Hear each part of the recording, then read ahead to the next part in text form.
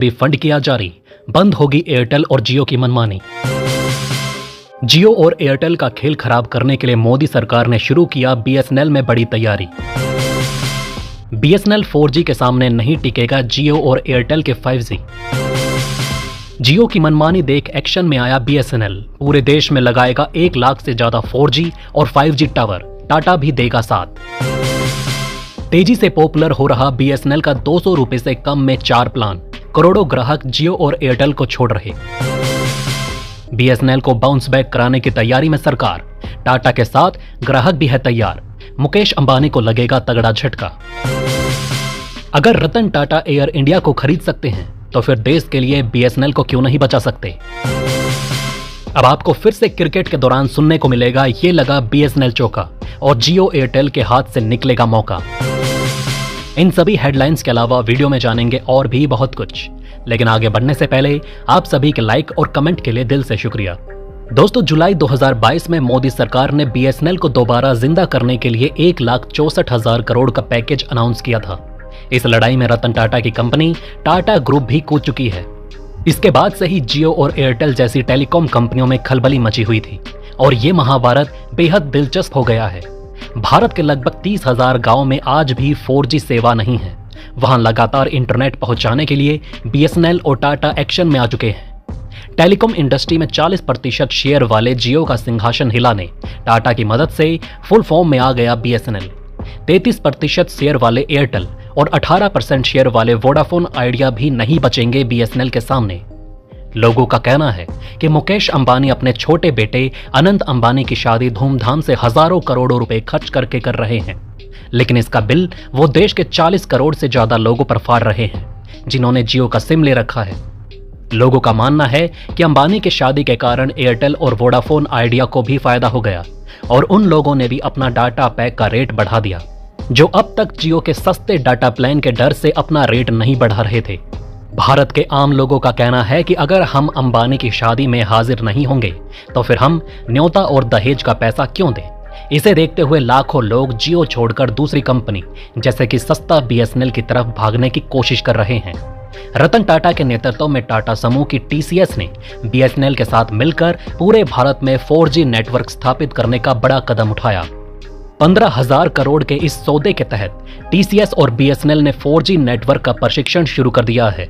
इस खबर को सुनने के बाद एयरटेल और जियो में हड़कंप मचा हुआ है। जल्द ही 30,000 से ज्यादा गांवों को बेहतर मोबाइल कनेक्टिविटी मिलेगी। इसके लिए रतन टाटा की कंपनी को धन्यवाद कहना होगा।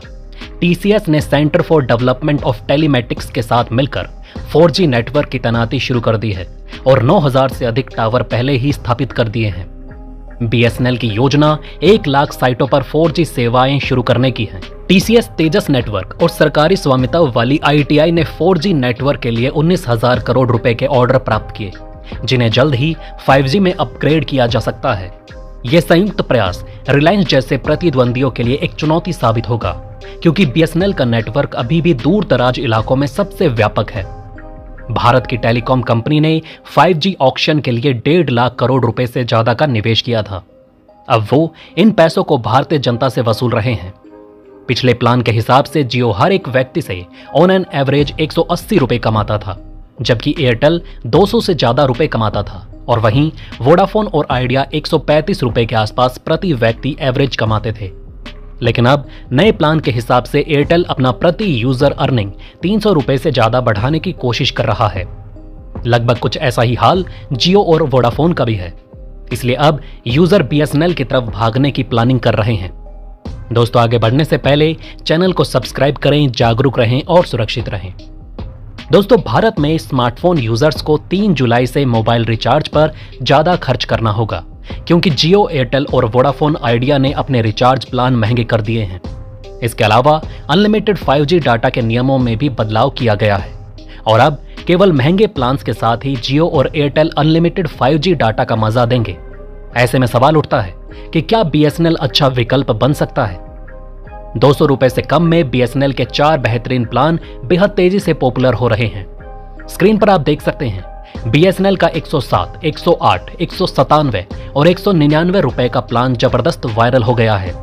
सरकारी टेलीकॉम कंपनी बीएसएनएल ने हाल ही में देश भर में अपने 4G रोल आउट शुरू किए। यही वजह है कि बाकी कंपनियों के मुकाबले बीएसएनएल के प्लान सस्ते हैं। जियो और एयरटेल के मुकाबले बीएसएनएल का एनुअल प्लान 1600 रुपए तक सस्ता है। यानी अगर यूजर्स अपना नंबर बीएसएनएल में पोर्ट करते हैं तो वो रिचार्ज पर बड़ी बचत कर सकते हैं। उदाहरण के लिए 30 दिन की वैलिडिटी के साथ आने वाला जियो का प्लान 319 रुपए और एयरटेल का प्लान 211 रुपए का है। वहीं बीएसएनएल का 30 दिन की वैलिडिटी वाला प्लान केवल 199 रुपए का है और ये एयरटेल के प्लान के मुकाबले दोगुना डेली डाटा ऑफर कर रहा है। बीएसएनएल के एनुअल प्लान केवल 1198 रुपए से शुरू होते हैं, जो अन्य दोनों कंपनियों के सबसे सस्ते एनुअल प्लान के मुकाबले कहीं ज्यादा सस्ता है। साथ ही बीएसएनएल अकेली कंपनी है जो पूरे 395 दिनों की वैलिडिटी वाला प्लान ऑफर कर रही है और इस प्लान की कीमत महज 2399 रुपए है। बीएसएनएल का सबसे महंगा प्लान भी 2999 रुपए का है, जबकि जियो और एयरटेल का सबसे महंगा प्लान 3999 रुपए का है। ध्यान रहे कि बीएसएनएल अभी भी कई क्षेत्रों में केवल 3G इंटरनेट स्पीड ऑफर कर रहा है। ऐसे में सस्ते रिचार्ज प्लान के साथ आपको इंटरनेट स्पीड से समझौता करना पड़ सकता है।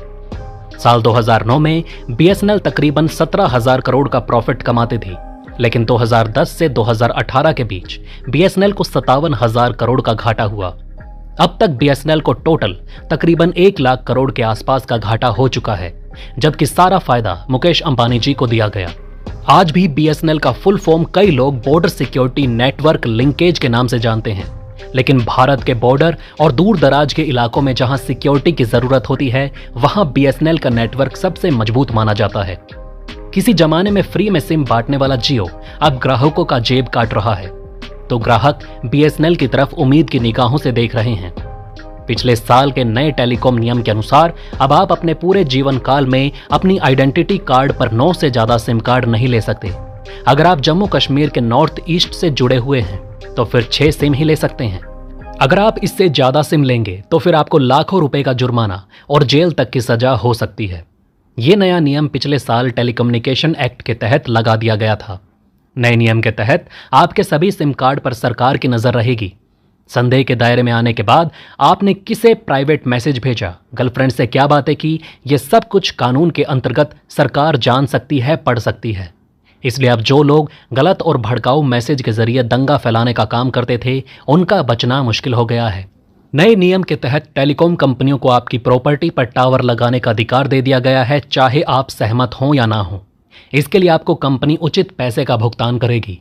नए नियम के तहत सबसे बड़ा बदलाव ये था कि कोई भी टेलीकॉम कंपनी आपसे बिना पूछे, बिना परमिशन लिए आपको एडवर्टाइजमेंट कॉल नहीं कर सकती।